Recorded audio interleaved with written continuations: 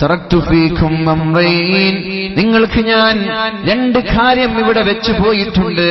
ലൻ തുളില്ലു മാ തമസ്സക്തും ബിഹിമാ, നിങ്ങളത് പിടിക്കുന്ന കാലത്തോളം ഒരിക്കലും നിങ്ങൾ പിഴച്ചു പോകൂല എന്ന് മുത്തു റസൂലുള്ളാഹി സ്വല്ലല്ലാഹു അലൈഹി വസല്ലം. തറക്തു ഫീകും അംറൈൻ, രണ്ട് കാര്യം ഞാൻ നിങ്ങൾക്ക് വേണ്ടി ഞാൻ ലോകത്തോട് ഇവിടെ പറയുമ്പോ നിങ്ങൾ പിടിക്കാനും സൂക്ഷിക്കാനും നിങ്ങളെ ഞാൻ ഏൽപ്പിച്ചു പോവുകയാണ്. ഒന്ന് ഖുർആനാണ്, രണ്ട് എന്റെ ഹദീസാണ്. അത് നിങ്ങൾ മുറുകെ പിടിച്ചാൽ പിന്നെ നിങ്ങൾക്ക് ദുഃഖമുണ്ടാവൂല, പിന്നെ നിങ്ങൾക്ക് ടെൻഷൻ ഉണ്ടാവൂല, പിന്നെ നിങ്ങൾക്ക് ശാരീരിക മാനസിക അസ്വസ്ഥത ഉണ്ടാവൂല. ലൻ തുളില്ലു, ലൻ എന്ന പദം ഉപയോഗിക്കുന്നത് നെവ എന്ന ഒരു വാക്കിനാണ്. ഒരിക്കലും നിങ്ങൾക്ക് പിഴക്കേണ്ടി വരില്ല.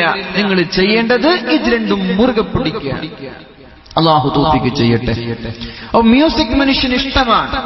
ആ ഒരു ഇഷ്ടം പിശാചിന്റെ മ്യൂസിക് വാദ്യോപകരണങ്ങളിലേക്ക് പോകുന്നതിന് പകരം പരിശുദ്ധമായ ഖുർആൻ ഒരു ഹൃദയത്തിന്റെ മ്യൂസിക്കായി നമ്മൾ എടുത്തുകൂടെ? കാറ്റ് സ്റ്റീവൻ എന്ന് പറയുന്ന ഒരു പോപ്പ് ഗായകൻ നമ്മൾക്കറിയാമായിരിക്കാം. പോപ്പ് ഗായകൻ പാട്ടും പാടി ഹെഡ്ഫോൺ വെച്ച് വെറും കൂത്താടി നടക്കുന്ന ഒരു ചെറുപ്പക്കാരൻ, ഒരു യൂറോപ്പിലെ ഒരു പോപ്പ് ഗായകനാണ് അദ്ദേഹം. ഗായകന്മാരെ കുറിച്ച് പറഞ്ഞു തരണ്ടല്ലോ. ഏതെങ്കിലും പബ്ബിലോ ക്ലബിലോ പോയി ഡാൻസ് കളിച്ച് നൃത്തം വെച്ച് കള്ളു കുടിച്ച് തെമ്മാടിയായി ജീവിക്കുന്ന ആളുകളാണ് പല പാട്ടുകാരും, പോപ്പ് ഗായകന്മാർ. അദ്ദേഹം ഒരു രാജ്യത്തേക്ക് പോയപ്പോ അവിടെ ഒരു ബാങ്കിന്റെ വിളിയാളം കേട്ടു. ഇത് കേട്ടപ്പോ അദ്ദേഹം ചോദിച്ചു, വാട്ട് ഇസ് ദിസ്, എന്താണ്? അവിടെയുള്ള ആളുകളോട് ചോദിച്ചു, ഇതെന്താണ്, ഈ ശബ്ദം എന്താണ്? അപ്പോഴേക്കും ആ നാട്ടുകാരായ ആളുകൾ കാറ്റ് സ്റ്റീവൻ എന്ന് പറയുന്ന അദ്ദേഹത്തോട് പറഞ്ഞു, this is music for God, ദൈവത്തിന്റെ മ്യൂസിക്കാണിത്. ഇദ്ദേഹം മ്യൂസിക്കിന്റെ ആളാണ്, പാട്ടിന്റെ ആളാണ്. അപ്പൊ ഇദ്ദേഹത്തോട് പറഞ്ഞു, മ്യൂസിക് ഫോർ ഗോഡ്, ദൈവത്തിന്റെ മ്യൂസിക്കാണിത്.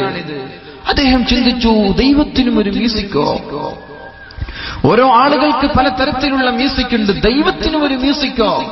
Is the music for God, ദൈവത്തിന് മ്യൂസിക് ഉണ്ടോ?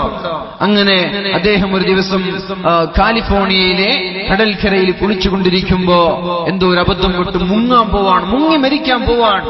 അപ്പോഴേക്കും അദ്ദേഹം ഉറക്കെ വിളിച്ചു പറഞ്ഞു, God, if you save me I will serve U. നീ എന്നെ രക്ഷപ്പെടുത്തിയാൽ ഞാൻ നിന്റെ ഖാദിമായി, നിനക്ക് ഞാൻ സെർവന്റായി നിന്റെ സേവനം ചെയ്തുകൊണ്ട് ഞാൻ ജീവിക്കാം, എന്നെ രക്ഷപ്പെടുത്തണമെന്ന് മുങ്ങിത്താണുകൊണ്ടിരിക്കുന്ന അദ്ദേഹം ഉറക്കെ പറഞ്ഞു. അദ്ദേഹം മുസ്ലിമൊന്നുമല്ല, അമുസ്ലിമാണ്, ക്രിസ്ത്യാനിയാണ്.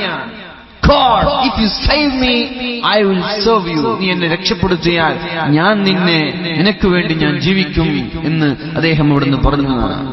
എന്നിട്ട് അദ്ദേഹം ഉടനെ തന്നെ ഒരു കാറ്റ് വരികയും അദ്ദേഹത്തെ രക്ഷപ്പെടുത്തുകയും ചെയ്തു.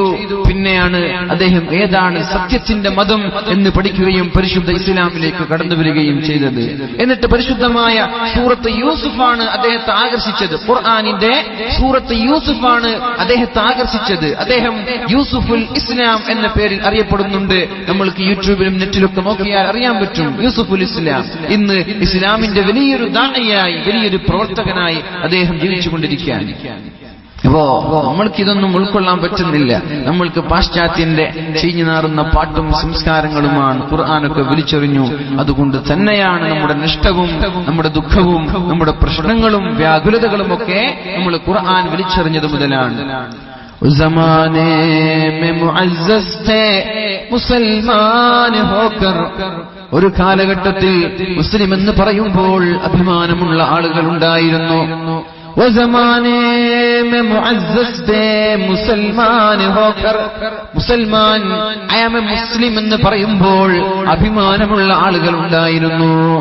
മുസ്ലിമീങ്ങളെ ബഹുമാനിക്കുന്ന ആദരിക്കുന്ന അമുസ്ലിമീങ്ങൾ ഉണ്ടായിരുന്നു. നമ്മുടെ സ്വഭാവവും നമ്മുടെ കൾച്ചറും മാറിയപ്പോ നമ്മെ അവർ വെറുക്കാൻ തുടങ്ങി. ഇസ്ലാമിനോട് ആർക്കും വെറുപ്പില്ല, നമ്മുടെ സ്വഭാവമാണ് പ്രശ്നം. और तुम ख्वार हुए तारिखे कुरान होकर, और तुम ख्वार हुए താരിഖേ ഖുർആൻ ഹോക്കർ. നമ്മൾ പരാജയപ്പെടാനും നമ്മൾ ലോകത്തിൽ ആളുകൾക്കൊക്കെ ഒരു ചർച്ചാ വിഷയമായി മുസ്ലിം എന്ന് പറയുമ്പോൾ ആക്രമിക്കാനും പരസ്പരം പോരടിക്കാനുമുള്ള കാരണം പരിശുദ്ധമായ ഖുർആനിനെ നമ്മൾ വലിച്ചെറിഞ്ഞതാണെന്നൊരു കവി വളരെ മനോഹരമായി നമ്മോട് പഠിപ്പിച്ചു തന്നിട്ടുണ്ട്. നമ്മൾ നല്ല സ്വഭാവക്കാരാകുമ്പോൾ നമ്മ എല്ലാവരും സ്നേഹിക്കും. പ്രശ്നം നമ്മുടെ ഭാഗത്താണ്. എനിക്കറിയാൻ കഴിഞ്ഞു ഈ ഒരു പ്രദേശം നല്ലൊരു സൗഹാർദ്ദത്തോടെ നല്ലൊരു സ്നേഹത്തോടെ ജീവിക്കുന്ന ഒരു നാടാണെന്ന്. മാഷാ അല്ലാഹ്. അള്ളാഹു അത് നിലനിർത്തട്ടെ, അള്ളാഹു അത് നിലനിർത്തട്ടെ. എന്തൊരു സന്തോഷം ഉണ്ടാകും അങ്ങനെ ജീവിക്കുമ്പോൾ, അല്ലെ?